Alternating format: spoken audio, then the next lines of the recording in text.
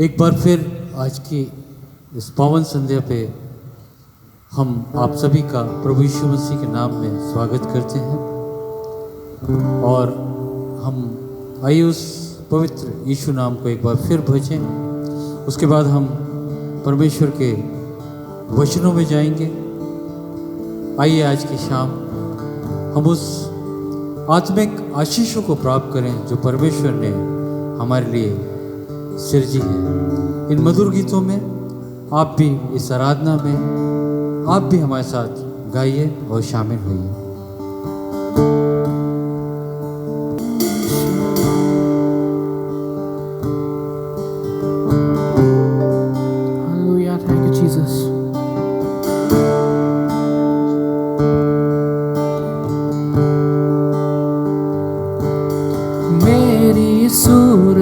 बिगड़ी थी, मेरा दिल था खाली, तूने सींचा लहू से ताके आए हरियाली।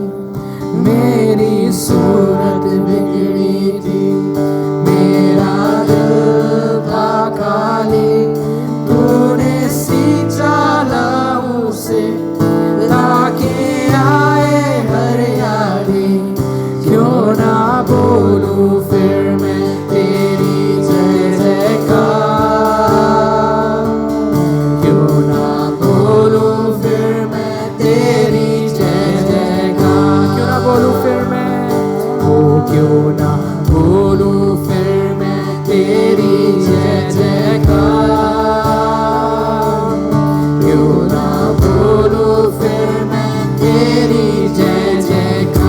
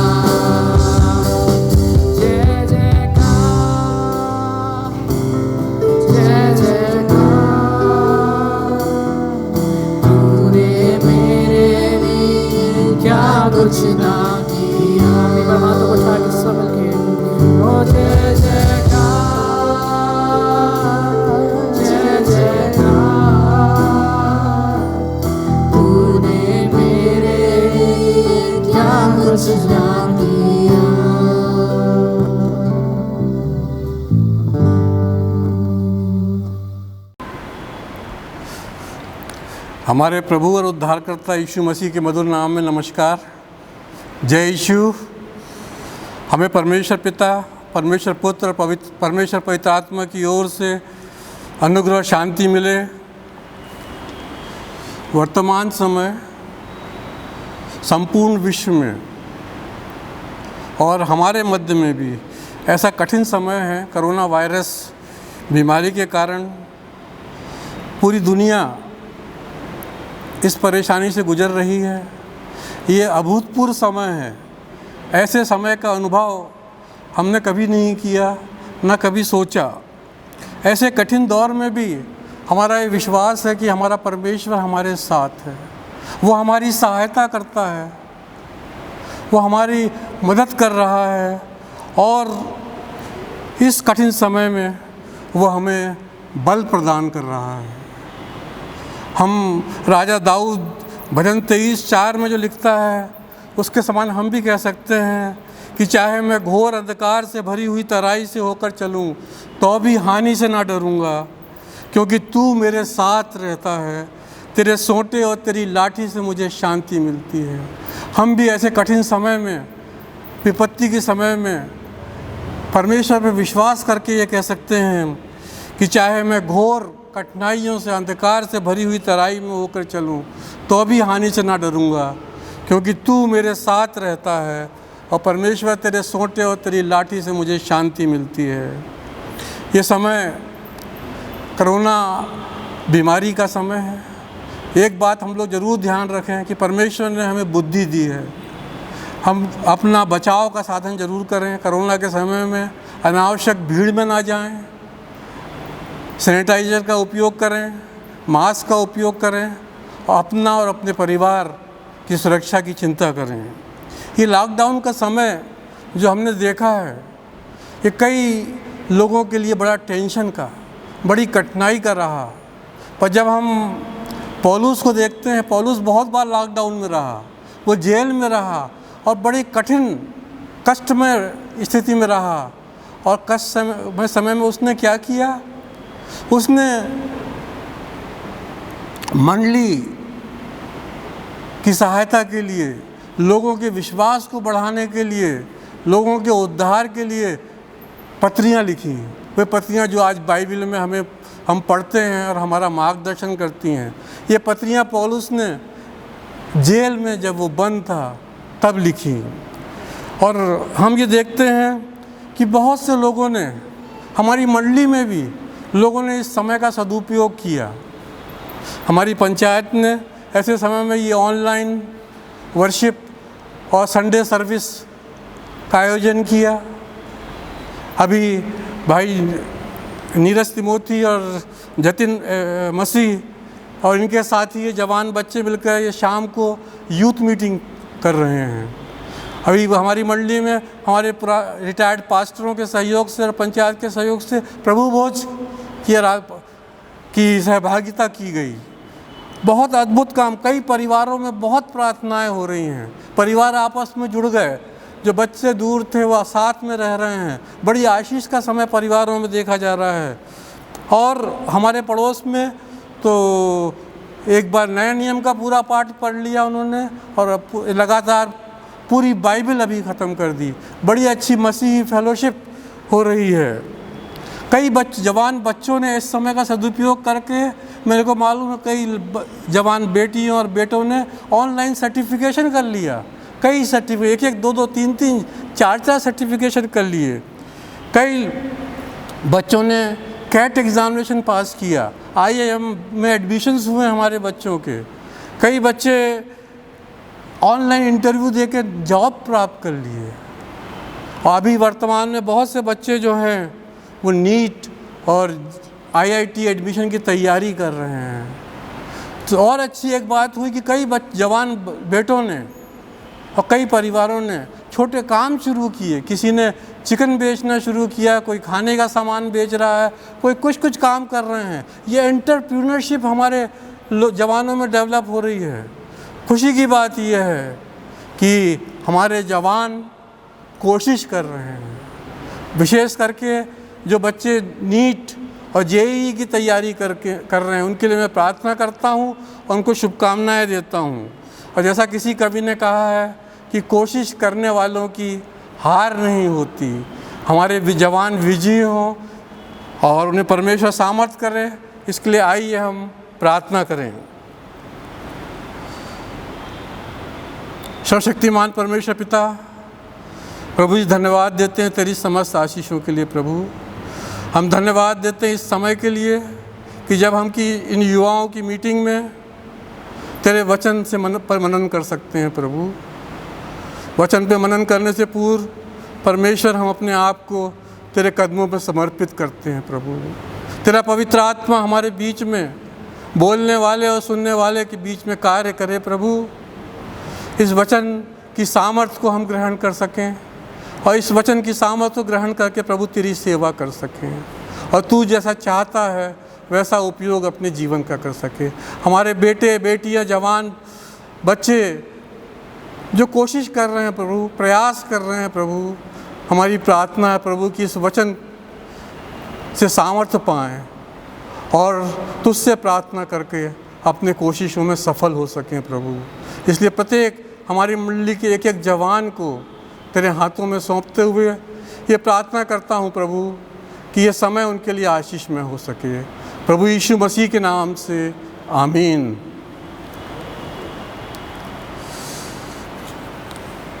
जो वचन आज हम लोग मनन करेंगे वो मैंने लिया है धर्मशास्त्र से इब्रानियों की पत्री, उसका 12वां अध्याय, पहला और दूसरा पद। वहाँ इब्रानियों पत्री का लेखक इस प्रकार लिखता है, इस कारण जब गवाहों का ऐसा बादल हमको घेरे हुए है तो आओ हर एक रोकने वाली वस्तु और उलझाने वाले पाप को दूर करके वह दौड़ जिसमें हमें दौड़ना है धीरज से दौड़ें और विश्वास के कर्ता और सिद्ध करने वाले यीशु की ओर ताकते रहें, जिसने उस आनंद के लिए जो उसके आगे धरा था लज्जा की कुछ चिंता न करके क्रूस का दुख सहा और परमेश्वर के सिंहासन के दाहिनी ओर जा बैठा। इसमें शुरुआत कर रहे हैं इस 12वीं चैप्टर की, गवाहों का ऐसा बड़ा बादल। अगर हम इब्रानियों के 11वें अध्याय को पढ़ते हैं, इब्रानी 11 चैप्टर को शुरू से आखिर तक पढ़े, उसमें पूरे बाइबल के विश्वास के योद्धाओं के बारे में किया गया है, बताया गया है। हाबिल से लेके हनोक, अब्राहम, मूसा, दाऊद, इन सब के विश्वास और विजयी जीवन का वर्णन है। प्रभु ये वो लोग हैं जिन्होंने विश्वास के द्वारा राज्य जीते, धर्म के काम किए और विश्वास के द्वारा प्रतिज्ञा की हुई वस्तुएं प्राप्त की। जब हम अपने आसपास देखते हैं, हमारी मंडली में देखते हैं, हमारे परिवारों में देखते हैं, तो हम पाते हैं कि परमेश्वर ने कैसे अद्भुत रीति से हमारे परिवारों में, हमारे व्यक्तिगत जीवन में, हमारी मंडली में प्रार्थनाओं का उत्तर दिया। बहुत से विश्वासी कि हम गवाहियाँ यहाँ सुनते हैं, हमारे मंडली में भी गवाहियाँ हैं। हमने गए बार लैंड डेज की मीटिंग में बहन डेबोरा वाकचोरे की गवाही सुनी है, कैसे अद्भुत रीति से परमेश्वर ने उनके जीवन, उनके परिवार में कार्य किया। और बहुत से लोगों की गवाहियाँ हमारे आसपास हैं, आपके पास होंगी। आपकी प्रार्थनाओं का उत्तर परमेश्वर ने दिया, आपने अनुभव किया होगा। ये गवाही जब हमारे बीच में है तो जैसे पौलुस जैसे ये इब्रानियों का लेखक कह रहा है कि जब गवाहों का ऐसा बादल हमारे घेरे हुए है तो आओ हम रोकने वाली वस्तु और उलझाने वाले पाप को दूर करके वह दौड़ जिसमें हमें दौड़ना है धीरे से दौड़ें। तो हमारे बीच में जब ऐसी गवाहियाँ हैं, मैं एक गवाही बताना चाहता हूँ कि हम लोग हर बड़े दिन के दिन चर्च में रहते हैं, लोगों के लिए प्रार्थना करते हैं, बहुत से मंडली के अगुए वहाँ रहते हैं, जवान रहते हैं। इस साल जबकि मैं बड़े दिन पर था, प्रार्थना कर रहा था, एक परिवार, एक महिला और अपनी बुजुर्ग सास के साथ वो आई, उसके गोदी में एक बच्चा था। उसने कहा कि ये बेटा हमें प्रभु ने दिया है। गए साल बड़े दिन के समय में चर्च आई थी और यहाँ आप लोगों ने प्रार्थना की थी, ये उत्तर है। ये ऐसी गवाहियाँ हमारे बीच में हैं। जब ऐसी गवाही हमारे बीच में है तो हम भी सब उलझाने वाले बातों को छोड़कर, उलझाने वाले पापों को छोड़कर उस दौड़ में जिसमें हमें दौड़ना है, धीरज से दौड़ें, विश्वास के साथ दौड़ें और अपने मसीही विश्वासी जीवन में विजय को प्राप्त करें। बाइबल बताती है कि ये जो दौड़ है, ये जो जीवन है, ये एक दौड़ है। Bible describes life like a race. ये ऐसी दौड़ है, ये 100 मीटर का फर्राटा या 100 मीटर डैश नहीं है, ये मैराथन है। मैराथन मतलब लंबी दूरी की दौड़। ये मैराथन जो होती है करीब 42.195 किलोमीटर की होती है, लगभग 42-43 किलोमीटर की दौड़। तो मैराथन जो दौड़ है, इसके लिए बहुत प्रैक्टिस करना पड़ती है, बहुत प्लानिंग करना पड़ती है। दौड़ने वाला प्लानिंग करता है कि पहले 5 किलोमीटर कैसे दौड़ेगा, उसके बाद कैसे दौड़ेगा और कैसे आखिर में दौड़ेगा। इसलिए उसको बहुत धीरज से दौड़ना पड़ता है। और ये जीवन की जो दौड़ है, ये मैराथन के समय, और इस दौड़ को सब कोई दौड़ते हैं, पर हर कोई इसमें सफल नहीं होता।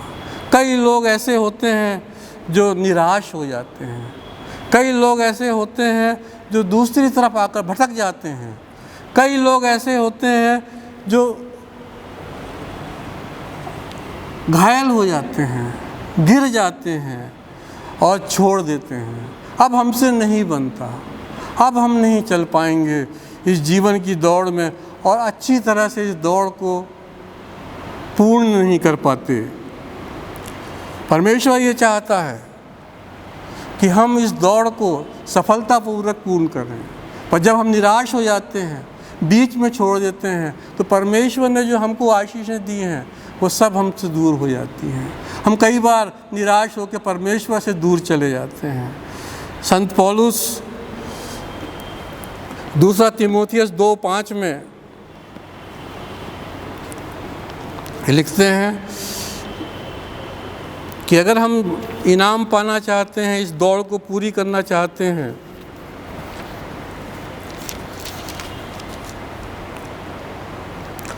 तो वो कहते हैं कि अखाड़े में लड़ने वाला यदि विधि के अनुसार ना लड़े तो मुकुट नहीं पाता। विधि के अनुसार दौड़ना पड़ता है इस जीवन की दौड़ को। We have to run according to rules. अगर नियम के अनुसार नहीं दौड़े, इस जीवन में हमने नियमों का पालन नहीं किया, ये बाइबल की जो शिक्षाएं इनका पालन नहीं किया, तो हम भले तेज़ दौड़ जाएं, आगे निकल जाएं, पर जीवन में विफल हो जाते हैं। मैं यहाँ एक बहुत विश्व प्रसिद्ध दौड़ाक हुए हैं, स्प्रिंटर हुए हैं, बेन जॉनसन। बेन जॉनसन वो कनाडा के दौड़ने वाले थे। सन 1985-86 में सबसे बड़ी चीज़ ये थी पूरे खेल जगत में कि कौन दौड़ने वाला 100 मीटर की दौड़ को 10 सेकंड से कम में दौड़ सकता है। और सन 86 में बेन जॉनसन ने ये किया कि उसने 9.95 सेकंड में ये दौड़ी। पूरी दुनिया में उसका नाम हो गया। फिर 86 में उसने ओलंपिक में 9.75 सेकंड में इस दौड़ को पूरी किया। तो इसका इतना नाम हो गया, इतना पॉपुलर हो गया वो, कि उसको कनाडा का सर्वश्रेष्ठ सम्मान दिया गया, ऑर्डर ऑफ कनाडा। उसके एंडोर्समेंट के लिए उसके विज्ञापन की कमाई करोड़ों रुपए की हो गई। 88 में सियोल ओलंपिक में उसने फिर वो तेज़ दौड़ दौड़ी और उसमें जीता, गोल्ड मेडल जीता। लेकिन उसका फिर डोपिंग टेस्ट हुआ। उसने कोई नशीली चीज़ तो नहीं ली है, यह टेस्ट परीक्षण हुआ और उस डोपिंग टेस्ट में वो फेल हो गया। उसने ये क्षमता, ये योग्यता नशीली प्रतिबंधित दवाइयाँ लेकर प्राप्त की थी। उसके गोल्ड मेडल छीन लिया गया। उसके देश में, कनाडा में लोगों ने कहा कि अगर ये दौड़ेगा तो इसको दौड़ने देंगे, पर इसके साथ कोई भी कनाडा का रहने वाला युवक इसके साथ नहीं दौड़े, ये अकेला दौड़ेगा। ऐसी स्थिति हो गई, हीरो से जीरो बन गया। ये हमारे साथ भी हो सकता है कि हमने अगर नियमों का पालन नहीं किया, गलत तरीके से कोई चीज़ प्राप्त कर ली, तो हमारा जीवन भी बर्बाद हो सकता है। ये जीवन में हमको लगता है कि अपने आप सब कुछ होता है, ऐसा नहीं है, जस्ट हैपन। ये जीवन ऐसा नहीं है कि अपने आप उठे, सुबह दिन भर घूमे, टीवी देखा, मोबाइल में बात की, शाम को सो गए, ऐसा नहीं चलता। जीवन वो है जो हमको प्रतिदिन जीवन बनाना पड़ता है। अपना जीवन, अपने परिवार का जीवन बनाने के लिए हमें प्रतिदिन प्रयास करना पड़ता है। हमारी ज़िंदगी के बारे में, हमारे चरित्र के बारे में ये बात नहीं कही जाएगी हमने कैसे इस दौड़ को शुरू किया, हम किस प्रकार ये कार्य करते रहे, पर हमारा कैरेक्टर और हमारा लाइफ, हमारी जीवन इस बात पर निर्भर करेगा कि हमने इस दौड़ को कैसे पूरा किया, किस प्रकार हम इस दौड़ को पूर्ण करते हैं। ये बहुत इम्पोर्टेंट है। पौलुस दूसरा तीमुथियुस 4:7 में लिखते हैं, 7:8 में लिखते हैं,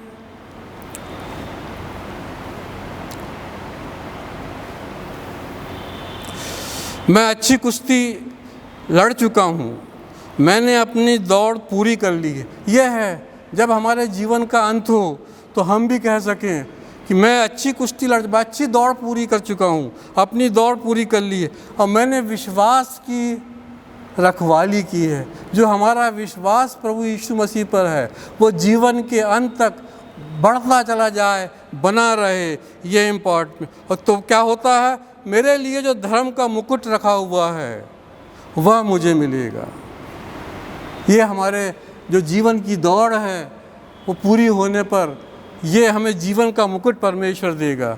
ये इसलिए हमको इस दौड़ को सफलतापूर्वक पूरा करना बहुत ज़रूरी है। इस दौड़ में कई बार हमें बाधाएं आ जाती हैं। हम अपने जीवन की इस दौड़ में, जो हमारा विश्वासपूर्ण जीवन है, इसको आगे बढ़ने में कई बार पहली चीज़ जो आती है, बहुत सी रुकावटें आती हैं। इसमें क्या लिखा है उसने, पहली बात जो लिखी है वही लिखी है कि हर एक रोकने वाली वस्तु, जीवन में बहुत सी रोकने वाली वस्तु हैं। आप खुद सोच सकते हैं कि आपके जीवन में कौन सी ऐसी वस्तुएं हैं जो आगे बढ़ने से रोकती हैं। और उलझाने वाले पाप, इसको दूर करके इस दौड़ को धीरज से दौड़ना है। तो ये पहली चीज़ ये है कि रोकने वाले, इंग्लिश में है कि उन्होंने लिखा है कि एवरी वेट एंड सिन, हर बोझ, हर बहार, उससे दूर रहना है। रोकने वाली वस्तु कई बार पाप नहीं होती। कई बार हम ऐसे काम करते हैं जो पाप नहीं है, लेकिन हमारा जो मूल उद्देश्य है उसको पाने से हमको रोक देते हैं। जैसे हमारे एक बहुत प्रिय जवान है, मैं उसको जानता हूँ, बहुत होशियार, बहुत अच्छा, बहुत टैलेंटेड। उसने IIT में जाना, उसका एम था कि मैं IIT में जाऊँगा।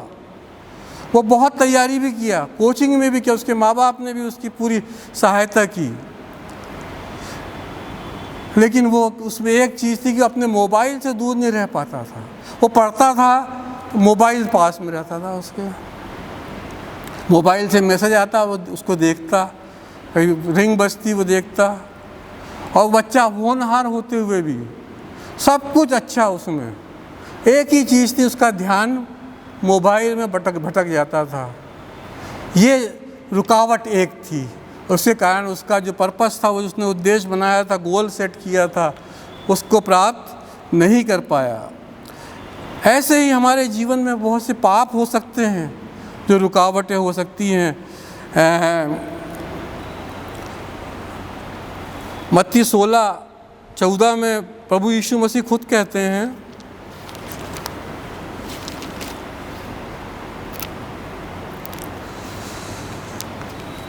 प्रभु तो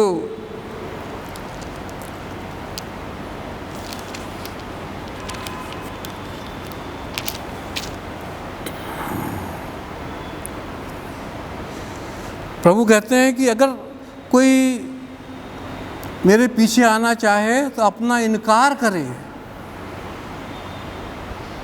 और अपना क्रूस उठाए। अपना इनकार करना बहुत कठिन बात है, पर प्रभु यीशु में विश्वास करके ये जीवन सफलतापूर्वक जीना ये बहुत मुख्य बात है। इसके लिए हमको अपनी कई इच्छाओं का, कई चीज़ जो हमको अच्छी लगती हैं उनको त्यागना पड़ता है। हमारे जीवन में कई भटकाव हो सकते हैं। कई बार हमारी जो पोजीशंस हैं, हो सकता है हमारा पैसा, हमारी प्रॉपर्टी या हमारी क्षमताएं, ये हमें मूल रास्ते से भटका सकती हैं। हमारी कमजोरियां हो सकती हैं। कई पाप, हमारी कमजोरी कौन सी है? वो पाप हमारी कमजोरी जो हमको बहुत अच्छे लगते हैं। कई पाप हमको इतने अच्छे लगते हैं कि हम उनसे दूर नहीं हो पाते। ये आप सब जानते हैं, नियाग्रा फॉल अमेरिका और कनाडा बॉर्डर पे विश्व का सबसे बड़ा वाटरफॉल है। जब ठंड ख़त्म होती है और स्प्रिंग शुरू होती है तो जब ठंडा पानी आता है उसमें बहुत बड़े बड़े बर्फ़ बहती आती है उसमें, और उन बर्फ़ के सिल्लों में मछलियाँ रहती हैं। तो जो सीगल होती हैं, एक विशेष प्रकार की चिड़िया समुद्र के किनारे पाई जाती है, जो सीगल, वो आती है और मछलियों को खाने उस सील पे बैठ जाती है, और पानी जब गिरता है उससे पहले वो उड़ जाती है। पर एक लेखक लिखता है कि वो देख रहा था कि पानी बहुत तेज़ी से नीचे गिर रहा है, बर्फ़ की सिल्लियाँ, बर्फ़ बहुत गिर रही है, उसमें मछलियाँ हैं, और ये सीगल पक्षियाँ उसको खाते हैं, उड़ जाते हैं। तो कोई सीगल वो मछली खाने में इतनी तल्लीन हो जाती है, मछली बहुत अच्छी लगती है उनको, तल्लीन हो जाती है कि वो बैठी रह जाती है, उसका पाँव बर्फ़ में जम जाता है, और पानी जैसे ही फॉल गिरता है वो उड़ नहीं पाती और वो पानी के साथ गिर जाती है पानी में, और तेज़ बहाव में बह के मर जाती है। तो ये है जो चीज़ हमको अच्छी लगती है, बहुत अट्रैक्टिव है, वो हमारे लिए घातक हो सकती है।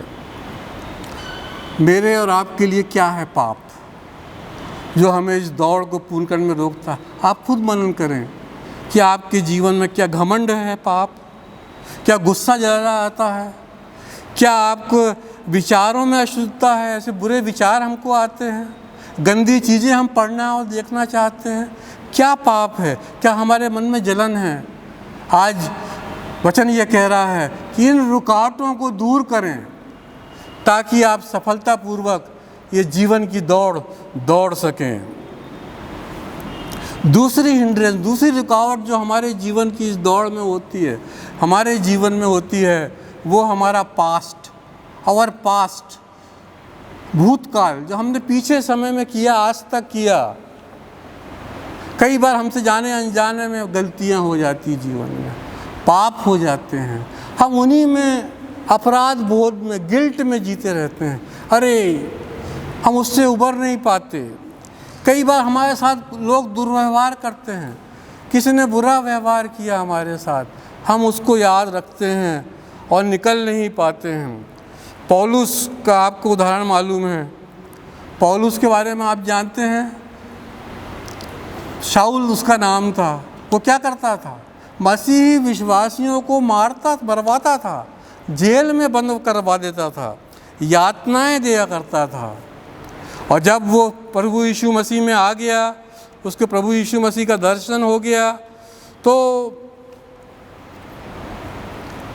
उसको जो महायाजक थे, जो मंदिरों के याजक थे, उन्होंने उसके साथ दुर्व्यवहार किया। तो उसका अगर वो अपने पास्ट को, अपने भूतकाल को जो उसने किया था याद रखता, तो जीवन में वो आगे नहीं कर। वो फिलिपियों 3:13-14 में लिखता है, क्या लिखता है? हे भाइयों, मेरी भावना यह नहीं कि मैं पकड़ चुका हूँ, परंतु केवल यह एक काम करता हूँ कि जो बातें पीछे रह गईं उनको भूलकर आगे की बातों की ओर बढ़ता जाता हूँ। क्या करता हूँ? केवल एक काम करता हूँ कि जो बातें पीछे रह गईं कैसी भी थी, बुरी थी, अच्छी थी, उनको छोड़कर आगे की ओर बढ़ता हूँ। ये जवानों के लिए विशेष बात है कि आगे की ओर बढ़ते। पीछे हो सकता है वो गलती हो गई, हो सकता है कोई ऐसे काम हो गए, उनको छोड़ के हम आगे बढ़ते जाते हैं। कहाँ बढ़ते हैं? निशाने की ओर दौड़ा जाता हूँ ताकि इनाम पाऊँ, जो प्रभु यीशु मसीह ने हमारे लिए इनाम रखा है। अनंत जीवन, स्वर्गीय राज का आनंद, उसको हम प्राप्त कर सकते हैं। तो पिछले समय में किसी ने हमसे बुरा व्यवहार किया, हो सकता है हमारे परिवार में किसी ने किया, भूल जाएं, उन सब बातों कटुता को दूर कर दें और जीवन में आगे बढ़ते चले जाएं। कई बार हम लोग क्या होता है कि इस दौड़ में थक जाते हैं, निराश हो जाते हैं। हम अपने जीवन में लगता है अरे कुछ होगा नहीं। जब भी हम दौड़ रहे हैं तो दौड़ने वाला क्या करता है कि जो निशाना है, अंतिम लाइन है, फिनिशिंग लाइन, उसको हमेशा अपने दिमाग में रखता है, वो देखता रहता है और वो हमको उस तरफ दौड़ने के लिए उस भटकने नहीं देती, हमको इधर उधर नहीं जाने देती। हमेशा याद रखें और धीरज से दौड़ें और जीतने की इच्छा लेकर दौड़ें। विजयी होंगे, कैसी परिस्थिति हो जाए मैं विजयी होऊंगा। और इनाम क्या है हमारा? हमेशा याद रखें कि हमारा इनाम, इस मसीही विश्वासी जीवन की दौड़ का जो इनाम है वो है अनंत जीवन और अनंत काल की खुशियाँ। इससे बड़ा इनाम कुछ हो नहीं सकता। परमेश्वर की योजनाएं तत्कालीन नहीं होती कि आज ही हम मांगे कल दे दे, वो अनंतकालीन उसकी योजनाएं रहती हैं। मालूम नहीं कब आपके समय में वो योजना पूरी कर देगा। इसलिए हमें धीरज रखना जरूरी है। कई बार हम ऐसा दौड़ते हैं कि हम अंतिम जो लाइन है, जो हमारा इनाम है, उसको भूल जाते हैं। हम छोटे छोटे इनाम के चक्कर में उस बड़े इनाम को भूल जाते हैं। एक कहानी, सच कहानी है। फ्लोरेंस सेड्रिक नाम की एक युवती थी। वो तैराक थी, तैरती थी, वो मैराथन तैराक। जो बड़ी बड़ी चैनल्स हैं, English channel, Catalina channel, Gibraltar channel, इनको तैरने वाली। वो 4 जुलाई 1952 को उसने तय किया कि वो कैटेलाइना चैनल, जो कि कैटेलाइना आइलैंड से साउथ कैलिफोर्निया के बीच की चैनल है, उसको पार करेगी। और ऐसी वो उसने सब तैयारी की, बहुत तैयारी की और तैरना शुरू किया कैटेलाइना आइलैंड से कैलिफोर्निया की तरफ। करीब 35 किलोमीटर, बड़ी तेज़ हवाएं, लहरें, बहुत ठंडा पानी और उस दिन कोहरा था, धुंध था, वहाँ दिखाई नहीं दे रहा था। उस पानी में जेली फिशेस थीं जो चिपक जाती हैं, उनके टेंटेकल्स जो होते हैं उनमें थोड़ा सा डंक सरीका मारती हैं। और वाइट शार्क्स थी वहाँ, उसका भी उसे डर था। पर उसने तय किया था कि मैं इस चैनल को पार करने वाली विश्व की पहली महिला बन जाऊंगी। वो तैरती रही 8 घंटे 9 घंटे हो गए। उसका शरीर सुन्न पड़ने लगा, थकान आने लगी। उसने अपनी आंखें अपने चश्मे से बाहर देखा, धुंध के कारण उसे कुछ दिखाई नहीं दिया और तैरी। फिर वो हिम्मत हार गई। उसने हाथ उठा के बोला कि आई गिव अप, मैं अब ये तैरना बंद करती हूँ।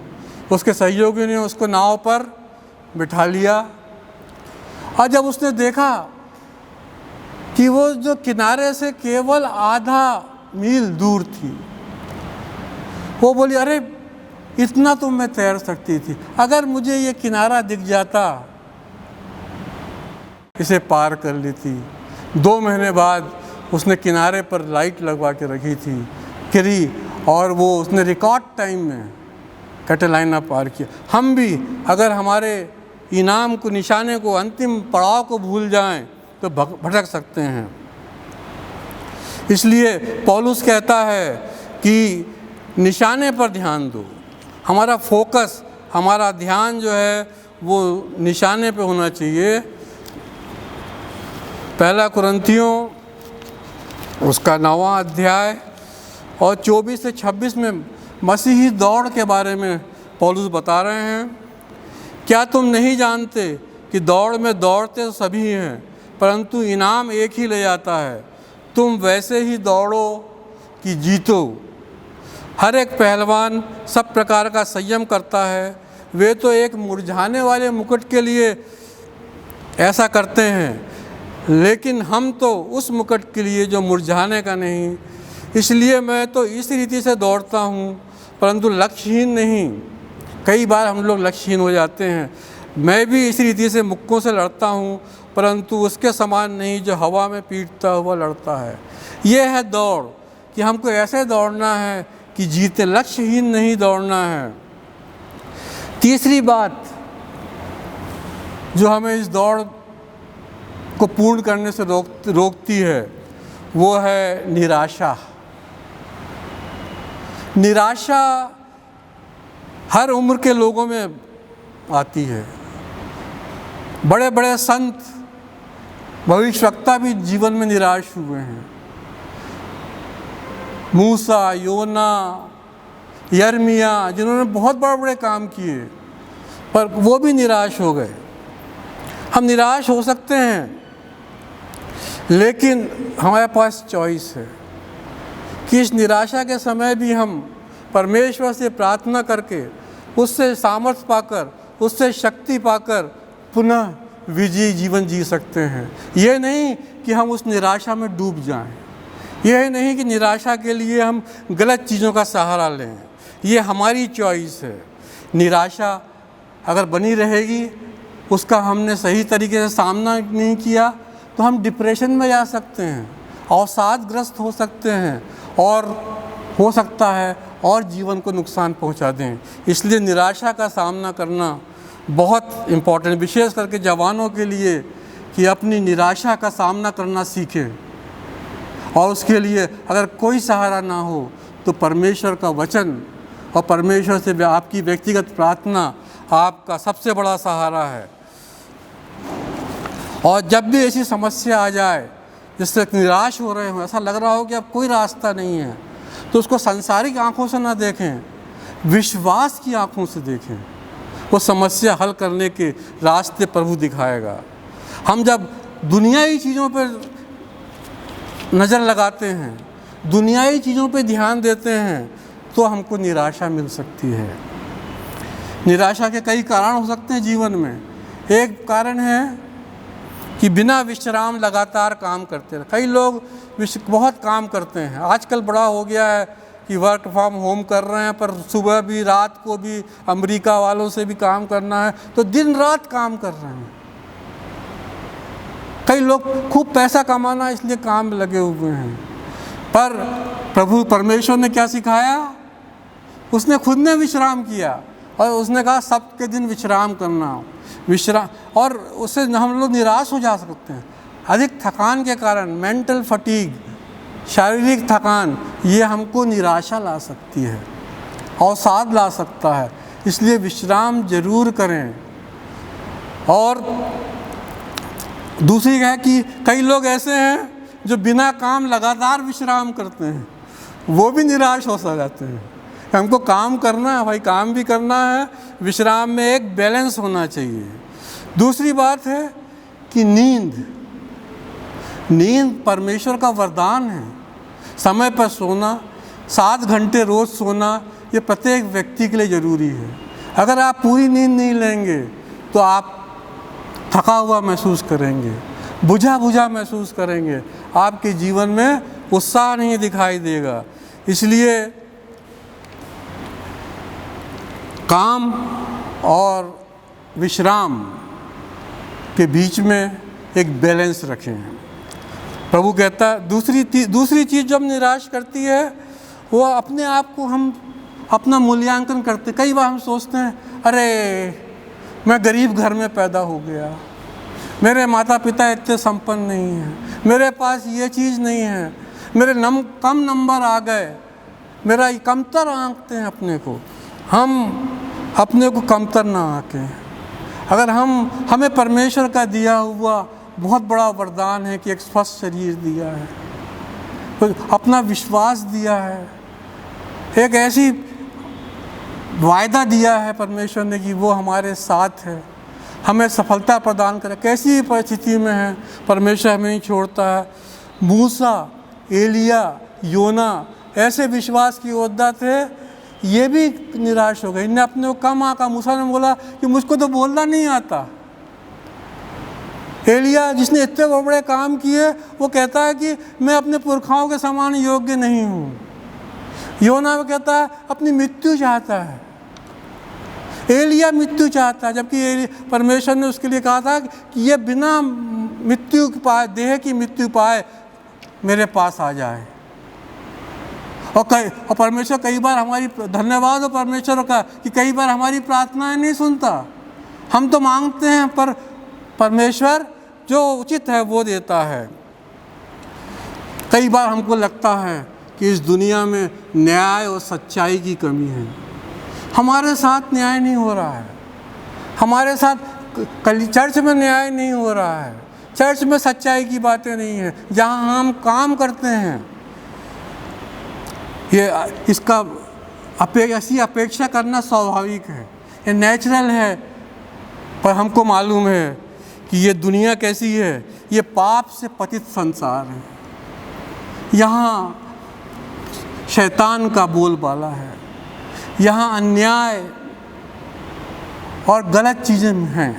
ऐसे संसार में हमको परमेश्वर में विश्वास करके रहना है। हमको विश्वास करना है कि अंतिम न्याय तो परमेश्वर करेगा। संसार में कोई सिद्ध नहीं है और परमेश्वर न्याय करने हारा परमेश्वर है, पर वो अपने समय पर न्याय करेगा। तो इसलिए हम क्या करें? भला हो कि हम अपनी आंखें स्वर्ग की ओर लगाएं और अपनी दौड़ पूरी करें। चौथी चीज़ जो हमें निराश करती है जीवन में वो है अकेलापन। आजकल ये बहुत बड़ी समस्या है, लोनलीनेस। बहुत से लोग कहते हैं कि I am suffering from loneliness. मैं अकेलापन महसूस करता हूँ, मैं थका हारा महसूस करता हूँ, सब ने मुझको छोड़ दिया है, ऐसा महसूस करता हूँ। ये मेरे जीवन की कहानी है। मैं निराश हूँ, मैं इस जीवन की दौड़ को दौड़ नहीं सकता। तब एक बात याद रखें, परमेश्वर ने मनुष्य को मूल रूप से संबंधों के लिए सृजा है। संबंध हमारे जीवन में बहुत इम्पोर्टेंट है। हम संबंध को बनाए रखना, बढ़ाना, प्रगाढ़ करना सीखें। कैसे हम संबंधों को, माता पिता से संबंध, भाई बहन से संबंध, पति पत्नी का संबंध, बच्चों का संबंध, अपने रिश्तेदारों से संबंध, अपने मित्रों से संबंध, अपने आसपास के लोगों से संबंध। ये हमने जैसे दौड़ रहे हैं, प्रयास कर रहे हैं, इन संबंधों को के महत्व को समझें। छोटी छोटी बातों में निराश ना हो, इस संबंधों को ना तोड़ें। अगर आपके जीवन में, आपके परिवारों में संबंधों का यह संकट है तो आज परमेश्वर आपसे कह रहा है कि अपने संबंधों को सुधार लो। 2 मीठे वचन, 2 क्षमा के शब्द बोल दीजिए। एक बार मुस्कुरा के अपने पापा मम्मी से बात कर लीजिए, संबंध सुधर जाएंगे। आपके जीवन का अकेलापन दूर हो जाएगा और आप अपने जीवन की इस दौड़ को सफलतापूर्वक दौड़ सकेंगे। सबसे बड़ी बात है कि कोई हो ना हो हमारे साथ। यहोवा शम्मा अपनी प्रतिज्ञा में क्या कहता है? इस युग के अंत तक में तुम्हारे, परमेश्वर हमारा हर स्थिति में उसने कहा है कि मैं न तुझे छोड़ूंगा न त्यागूंगा। इस बात पर विश्वास करके परमेश्वर से आशीष प्राप्त करके जीवन की इस दौड़ को पूरी करें। 5वीं बात जो हमें निराश कर सकती है वो है लोगों का दुर्व्यवहार। किसी ने हमसे बुरा व्यवहार किया, हम निराश हो जाते हैं। आजकल तो मैं देखता हूँ बच्चे अपने माता पिता अगर मोबाइल के मना कर दिया, निराश हो जाते हैं, बहुत निराश हो जाते हैं। कोई बात नहीं मानी, निराश हो जाते हैं। हमको याद रखना चाहिए कि ये संसार में हमको निराशा मिल सकती, हर बात हमारी नहीं मानी जाएगी। ये संसार में लोग, शैतान घृणा करना सिखाता है, दुर्व्यवहार करना सिखाता है लोगों को। और यीशु मसीह तो ये कहते हैं कि वो तुमसे पहले इन्होंने, इस संसार के लोगों ने मुझसे बैर किया। प्रभु यीशु मसीह से जब बैर कर सकते हैं तो हम क्या चीज़ हैं। इसलिए विरोध, अनादर, आलोचना की बातों में निराश ना हो। लोग क्या कहते हैं इसकी चिंता मत करो। अपने सही रास्ते पर दौड़ रहे हैं, सही रास्ते, सही इनाम पाने के लिए दौड़ रहे हैं, इस बात का ध्यान रखें। परमेश्वर के साथ अपने संबंधों को हमेशा ध्यान रखें। इस बात को ज़रूर याद करें कि किसी भी परिस्थिति में हमारा संबंध हमारे परमेश्वर से खराब नहीं होना चाहिए। और जो बात हमें निराश कर सकती है वो है कि हम बहुत अपेक्षा करते हैं, बहुत चीज़ें चाहते हैं, हम अपेक्षा पूरी ना होने पर हम निराश हो सकते हैं। परमेश्वर से विश्वास करें, कोशिश करें। हमारी कोशिश करने पर परमेश्वर हमारी मेहनत को देखकर हमें आशीष देता है और तब हमारी अपेक्षाएं आशा पूर्ण होती हैं। इस दौड़ में, इस जीवन की दौड़ में एक मुख्य बात यह है कि हमको प्रतिदिन अपने आप को नवीनीकृत करना है, रिन्यूअल ऑफ आवर सेल्फ। प्रतिदिन अपने जवानों, ख़ास तौर से ध्यान रखो कि हमको अपने आप को प्रतिदिन नवीनीकृत करना है, नवीन होना चाहिए। ये नहीं कि वही उदासी, वही पुरानापन, नवीनता हमारे जीवन में आना चाहिए। और हम क्या हैं? मनुष्य में body, spirit, heart and mind, शरीर, आत्मा, मन और मस्तिष्क, ये चारों चीज़ें ये रिन्यू होना चाहिए, नवीनीकृत, एक को भी नहीं छोड़ सकते। और सबसे देह, आत्मा, मन, मस्तिष्क, हमको ऐसे तरीके अपने आप तैयार करना चाहिए कि जिससे, जैसे कि हम रोज़ देखते हैं मोबाइल की बैटरी रिचार्ज करना पड़ती है, उसको नहीं भूलते हम कि मोबाइल की बैटरी रिचार्ज करना है। अपने आप को, अपनी शरीर को, शक्ति को रिचार्ज करें, अपने मन की, अपने मस्तिष्क की शक्ति को रिचार्ज करें, अपनी स्पिरिचुअल लाइफ को, अपने आत्मिक जीवन को रिचार्ज करें। ये ज़रूरी है। तो शरीर को कैसे, आपने एक चीज़ देखा होगा कि जो लड़ाकू विमान हैं, जो आजकल मॉडर्न टेक्नोलॉजी के लड़ाकू विमान हैं, फाइटर जो जेट्स हैं, अभी हमारे देश में कौन सा जेट आया? Rafale jets. तो उसमें क्या दिखाया कि जब उड़ते उड़ते ही उसमें पेट्रोल, ईंधन जो है भर दिया जाता है, रीफ्यूलिंग हो जाती है उसकी। हमको भी हमारे जीवन में, ताकि उनका जो मिशन है, जो लड़ाकू जेट का मिशन है, उसमें समय बर्बाद ना हो, वो अपना मिशन पूरा कर सकें। ऐसा ही हमारी जो जीवन की यात्रा है उसमें हमको मिड लाइफ रीफ्यूलिंग, हमारे चलते चलते, दौड़ते दौड़ते हम अपने जीवन में नवीनीकृत हो जाएं, तरोताज़ा हो जाएं। तो सबसे पहला क्या है? अपने शरीर को, तो ये शरीर बहुत मुख्य है आपका शरीर, जिसमें हमारी आत्मा रहती है, इसको स्वस्थ रखना है। आपको स्वस्थ रखने के लिए अपने को अच्छा भोजन मतलब पिज़्ज़ा, बर्गर, जंक फूड नहीं, सलाद, फल, रोटी, चावल, ये खाना है। जंक फूड से बचना है। नियमित रूप से आपको व्यायाम करना, एक्सरसाइज करना है, शरीर, अपने मसल्स को फिट रखना है और आराम भी लेना है।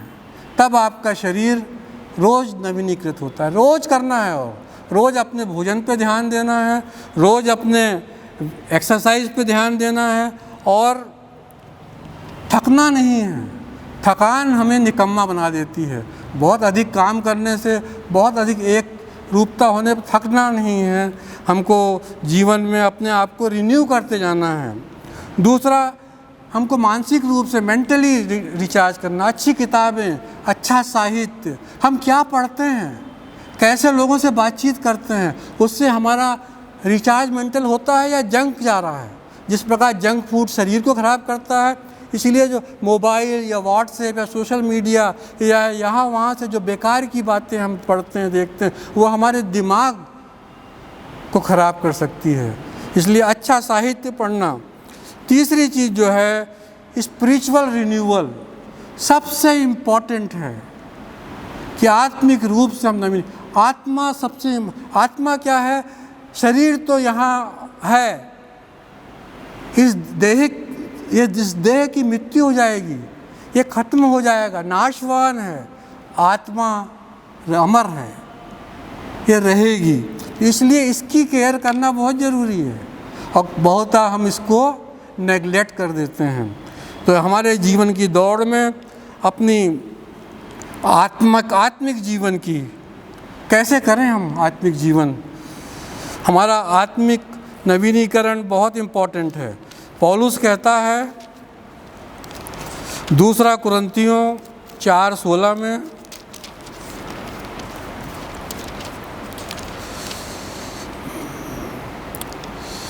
वो कहता है कि इसलिए हम हियाव नहीं छोड़ते, इसलिए हम हिम्मत नहीं छोड़ते, क्योंकि यद्यपि हमारा बाहरी मनुष्यत्व नष्ट होता जाता है। मैं जब जवान था तो आपसे ज़्यादा स्मार्ट दिखता था, बाहरी शरीर कमज़ोर हो गया, लेकिन हमारा भीतरी मनुष्यत्व प्रतिदिन नया होता है। आज भी मैं कोशिश करता हूँ कि मेरा आत्मिक जीवन और बेहतर हो जाए प्रतिदिन। तो ये आत्मिक जीवन के बढ़ने पर बहुत ध्यान देना है और इसके लिए हमको क्या ज़रूरत है कि हम थोड़ा समय प्रतिदिन परमेश्वर से भेंट करें।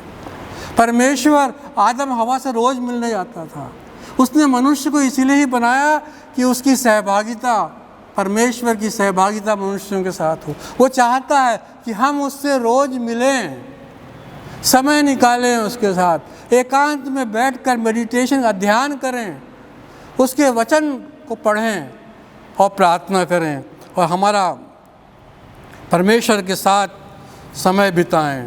परमेश्वर ये चाहता है कि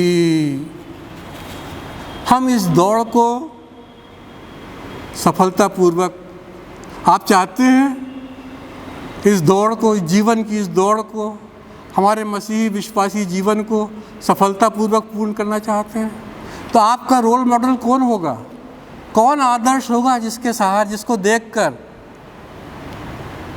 जिसकी नकल करके आप इस दौड़ को जीत सकते हैं। कोई ओलंपिक का तेज़ दौड़ने वाला धावक, कोई दुनिया का तेज़ दौड़ने वाला नहीं, कोई ओलंपिक चैंपियन हमारा आदर्श या रोल मॉडल नहीं है। इस दुनिया में कोई रोल मॉडल नहीं है जो इस जीवन की दौड़ को सफलतापूर्वक दौड़ा सके, केवल एक है। इब्रानियों 12:2 में वो कहता है, इब्रानियों 12:2 में क्या कहता है कि विश्वास के कर्ता और सिद्ध करने वाले यीशु की ओर ताकते हैं। हमारा रोल मॉडल प्रभु यीशु मसीह है।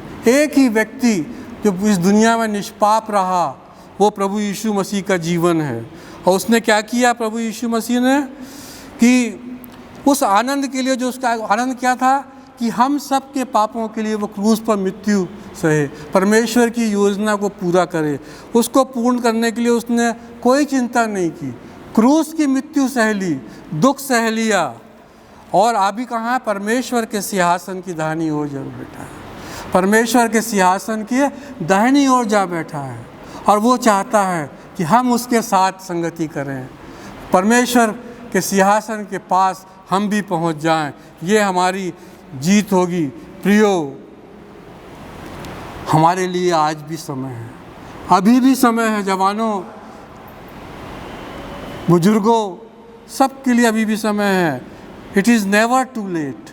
जीवन में कुछ भी गड़बड़ी हो गई हो, इस जीवन की दौड़ में शुरू करने में गलती कर दी हो, थक के हार गए हो, बुरी संगति में दौड़ अलग हो गए हो, पर परमेश्वर कहता है कि इस दौड़ को मेरे पास आओ, इस जीवन की दौड़ को सफलतापूर्वक दौड़ो। और मैंने जो मुकुट रखा है उसको पा, थक गए हो, गिर गए हो, बैठ गए हो, परमेश्वर कहता है कि मेरे वचन से सामर्थ को प्राप्त करो। आज इस वचन से सामर्थ को प्राप्त करो, खड़े हो, दौड़ो और अंतिम बिंदु तक विजयी होकर दौड़ते चले जाओ, क्योंकि दौड़ का अंत महत्वपूर्ण है। मैं जब आपके सामने खड़ा हूँ तो मेरी दिली इच्छा यह है कि मैं अपने जीवन के अंत में यह कह सकूं कि मैंने अपनी दौड़ पूरी की है, मैंने विश्वास की रखवाली की है। और मैं ये चाहता हूँ कि आप सब जो सुन रहे हैं, आप भी कह सकें कि हमने अपने जीवन की दौड़ पूरी की है और अपने विश्वास की रक्षा की है। और बड़ी मुख्य इच्छा यह है कि जब हम परमेश्वर पिता के सामने स्वर्ग में खड़े होंगे, तब परमेश्वर पिता हमसे कहे, धन्य है अच्छे और विश्वास योग्य दास, मेरे साथ आनंद में सहभागी हो। परमेश्वर स्वर्ग के आनंद में हमें सहभागी करे, आपको सहभागी करे। आमीन। आइए हम, ये समय होगा कि हम प्रार्थना में जाएं। विशेष करके जवान बेटे और बेटियां, जो आपकी कामना है, जो कमजोरियां हैं, जो आपकी अपेक्षाएं हैं, वो परमेश्वर के सामने रखते हैं। प्रभु के वचन की सामर्थ को आपने ग्रहण किया है, उस सामर्थ के साथ प्रभु के सामने आकर प्रार्थना करें। वो प्रभु प्रार्थना सुनने वाला है, वो प्रार्थना में आपको उत्तर देगा। जो आपकी पवित्र मनोकामनाएं हैं, वो प्रभु पूरा करना चाहता है। कृपया अपनी आँखों को बंद करें, सर को झुकाएं और परमेश्वर पिता से प्रार्थना करें। परमेश्वर पिता, धन्यवाद देते हैं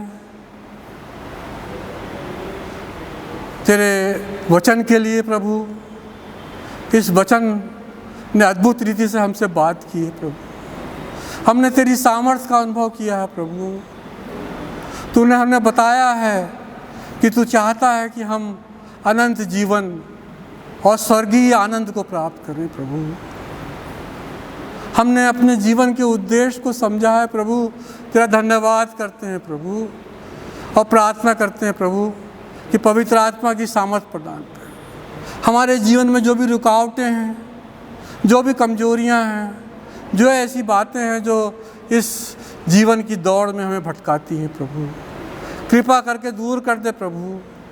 और होने दे प्रभु कि एक नया उत्साह, एक नए आनंद और नए परिश्रम के साथ हम विश्वास के इस जीवन में आगे बढ़ते जाएं।